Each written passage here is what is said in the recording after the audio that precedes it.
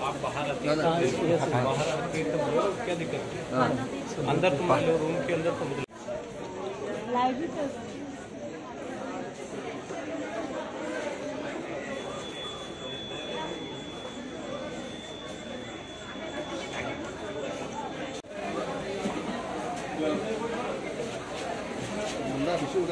উনি বললেন 13 মিনিট দেরি হয়েছে, মক্কলটা একটু গুছিয়ে নিতে দেরি হয়েছে। তারপর জিজ্ঞেস করলাম ভোটার তো উপচে পড়া, আপনার স্লো হচ্ছে। বললেন মেশিনটাই স্লো। উনি বললেন মেশিনটাই চুপ।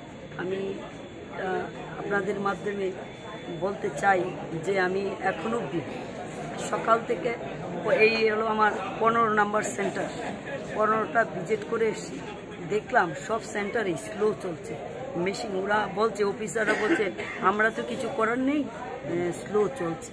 তার জন্য দেখুন ভোটার উপচে পড়া ভিড়, ওদের তো কষ্ট হচ্ছে গরমের মধ্যে, ঠিক না? তার জন্য তাদের কাছে আহ্বান করে রেখেছি যে স্লো যাতে না হয়।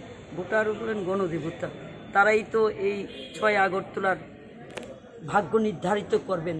আগামী দিন কে কাজ করবেন বা করার, তাদের শান্তি, তাদের সমস্যাগুলো নিয়ে কে কথা বলবেন, তার জন্য তাদের পক্ষে। কারণ আমার আরেকটা কথা হলো জানেন, 6 যেখানে আপনারা দাঁড়িয়েছেন, আমি দাঁড়িয়েছি, সমস্ত ভোটাররা দাঁড়িয়েছে, এই অংশেরই আমি কাউন্সিলর ছিলাম। 2015 সাল অবধি আমি কাউন্সিলর ছিলাম। তো তাদের থেকে আমি সহযোগিতা পেয়েছি। তারা আমায় ঘরের মেয়ের মতন, পরিবারের মতন, যুবক ভাইরা হাতে হাত মিলিয়ে, মায়েরা, গুরুজনরা সবাই আমাকে সাহায্য করেছেন। তাই আমি পান্নাদেব এত কাজ করতে পেরেছি। তাই তো তারাই বলছে দিদির তো পরিবার বলতে কিছু নেই, ছেলে মেয়ে বলতে কিছু নেই, কিছুই নেই, যে আমরা এবার দিদিকে চাই।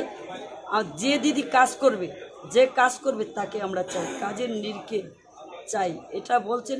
এবং আমি সমস্ত ভোটারদের কাছে আহ্বান করব, আমি জানিয়েছি যে কিভাবে স্লো চলছে, ভোট মেশিন বলছে স্লো চলছে, কিভাবে এটা খুব দ্রুতভাবে করানো যায়, এটার ব্যবস্থা আমি এখন নেব বা চেষ্টা করব নেওয়ার।